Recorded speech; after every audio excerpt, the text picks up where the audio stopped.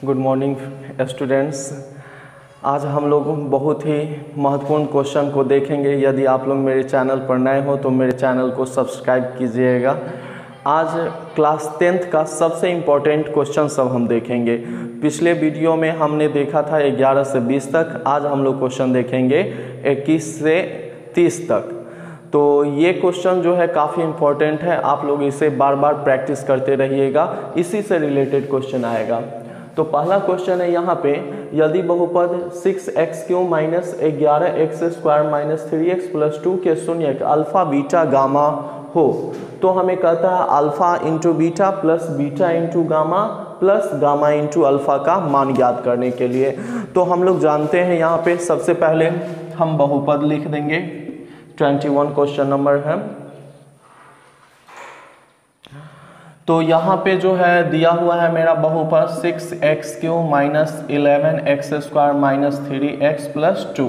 हम यहाँ सबका वैल्यू डाल देते हैं। तो यहाँ a का वैल्यू जो है 6 है, b का वैल्यू -11 है, c का वैल्यू -3 है और d का वैल्यू 2 है।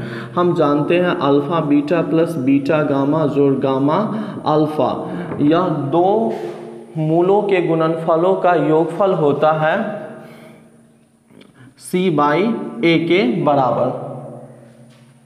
तो c का मान यहाँ -3 है और a का मान जो है वो 6 है। काटेंगे तो आ गया -1/2। तो इसका आंसर जो होगा वह हो जाएगा मेरा -1/2।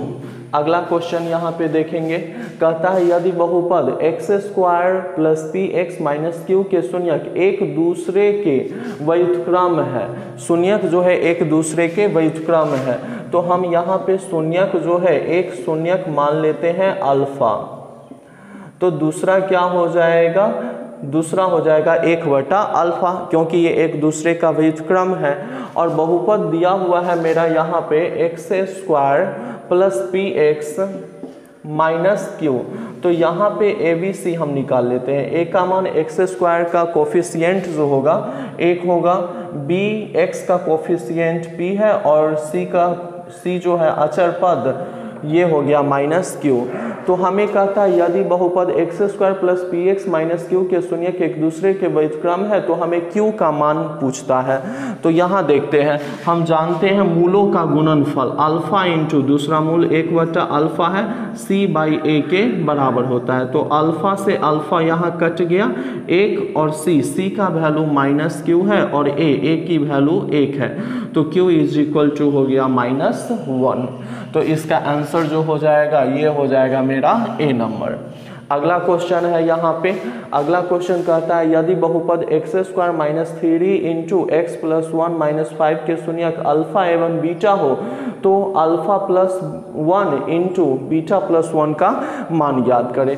तो सबसे पहले जो मेरा बहुपद है 23 नंबर में, उसको लिख देते हैं। बहुपद है x² minus 3 into x plus 1 minus 5, इसको हम ठीक कर लेते हैं। तो यहाँ हो गया x² minus 3x minus 3 minus 5, मतलब आ गया x² माइनस 3x और माइनस 8। यहाँ ABC का मान निकालते हैं। a का मान जो हो गया x² के बगल में 1, b का मान तो x के बगल में -3 और c का मान तो ये हो गया -8। हमसे यहाँ पे पूछता क्या है, तो हमको कहता है अल्फा प्लस 1 और बीटा प्लस 1 का मान निकालने के लिए हम यहाँ पे देख लेते हैं अल्फा प्लस 1 और इंटू बीटा प्लस 1। अल्फा से दोनों में गुना करेंगे, अल्फा से बीटा में तो अल्फा बीटा, अल्फा को 1 से अल्फा, 1 को बीटा से तो बीटा और 1 को 1 से तो 1। तो यह जो हो गया अल्फा इंटू बीटा मूलों का गुणनफल, तो ये होता है c/a के बराबर। अल्फा प्लस बीटा जो हो गया मूलों का योगफल होता है, यह -b/a के बराबर हो गया और प्लस 1। तो c/a, c का वैल्यू यहाँ -8 है और a का वैल्यू 1 है। तो -8/1 जोड़ माइनस b का वैल्यू -3 है, तो ये -3 और a का वैल्यू 1 जोड़ 1, तो 8 माइनस में माइनस माइनस प्लस 3 जोड़ 1, तो आ गया -4। इसका आंसर जो हो जाएगा 23 का, ये हो गया मेरा -4। अगला क्वेश्चन है, निम्न में कौन एक द्विघात बहुपद है जिसके शून्यक -2 और 6 है। यहाँ शून्यक -2 और 6 है, इसका मतलब जो हो गया क्वेश्चन नंबर 24, इसमें अल्फा का मान -2 और बीटा का मान जो है वो हमें 6 दिया हुआ है। तो हम लोग जानते हैं, सबसे पहले हम लोग निकालते हैं अल्फा प्लस बीटा मूलों का योगफल। तो ये 4 हो गया अल्फा इंटू बीटा, तो -2 गुना 6, 6 दूनी 12, ये हो गया। तो द्विघात बहुपद के लिए फार्मूला है मेरा x² minus alpha plus beta into x अजोड़ अल्फा इंटू बीटा। x² की वैल्यू x² लिख देंगे, अल्फा प्लस बीटा की वैल्यू आया है 4, तो 4 इंटू हो गया x अजोड़ अल्फा इंटू बीटा का वैल्यू -12, तो हो गया x² minus 4x plus minus 12। तो अब देख लेते हैं कौन मेरा ऑप्शन है। तो ये हो गया मेरा x² माइनस 4x माइनस 12, ए नंबर।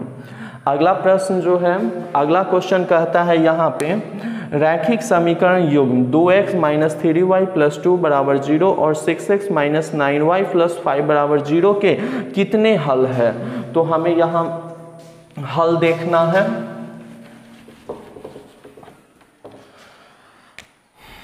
क्वेश्चन नंबर 25, तो यहाँ पे मेरा इक्वेशन दिया हुआ है, इक्वेशन को लिख दिए 2x minus 3y plus 2 is equal to 0 और सेकेंड है 6x माइनस 9y प्लस 5 बराबर 0। हम इसमें a1 की वैल्यू निकालते हैं। तो a1 का मान x का बगल में 2 है, b1 के मान -3 है और c1 के मान 2 है, a2 का मान 6 है, b2 का मान -9 है और c2 का मान 5 है। तो हम यहाँ देखते हैं a1 बाई a2, तो ये 2/6 1/3 आया। फिर हम यहाँ पे b1 बाई b2 का मान निकालते हैं, -3 बटा -9, तो 1/3 आया। c1 बाई c2 की वैल्यू देखते हैं, तो 2/5।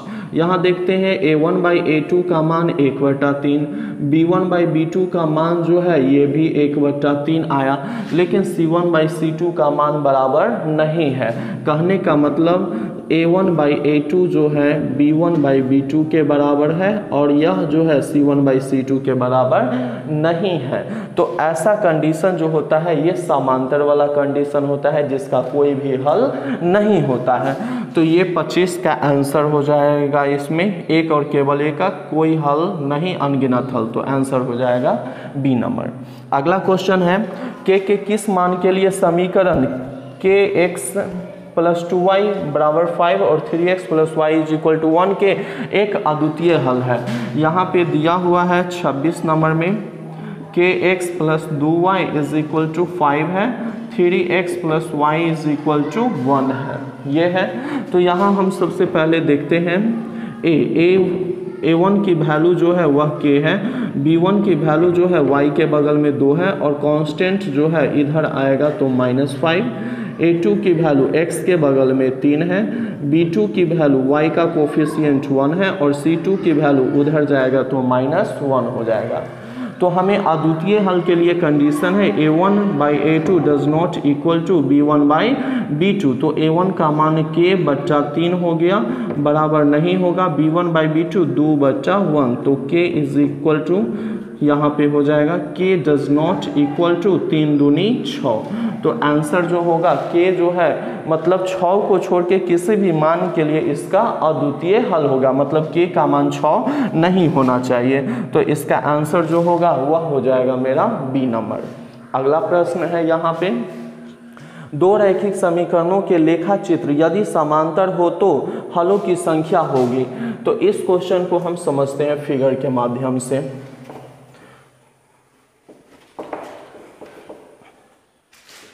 तो क्वेश्चन नंबर 27 कहता है दो रैखिक समीकरणों के लेखा चित्र यदि समांतर हो, ये समांतर है तो कहता है हलों की संख्या होगी। समांतर होता है तो जरूर इसका इस लाइन का और इस लाइन का इक्वेशन जो होगा वह इस रूप में होगा, a1 बाई a2 बराबर b1 बाई b2 बराबर नहीं है c1 बाई c2। जो इसका अचर संख्या सब जो होगा इस रूप में होगा।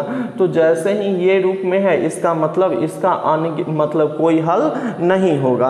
तो इसका आंसर जो हो जाएगा कहता है हलों की संख्या शून्य होगी, एक होगी, अनगिनत होगी और नन मतलब इनमें से कोई नहीं। तो हलों की संख्या जो होगी शून्य मतलब कि एक कोई भी नहीं होगा। शून्य का अर्थ यहाँ पे कोई भी मतलब कोई हल नहीं होगा। अगला क्वेश्चन है यहाँ पे 28 नंबर। 28 कहता है y-4 इज इक्वल टू 0 का आलेख कैसी सरल रेखा होगी।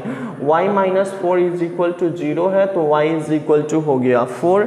अब हम इसको देखते हैं। तो सबसे पहले तो हम इसका इक्वेशन खींचते हैं 1 2 3 और ये हो गया 4। इसका समीकरण खींचने के लिए हम देखते हैं ये हो गया y और नीचे हो गया y', ये मूल बिंदु 1 2।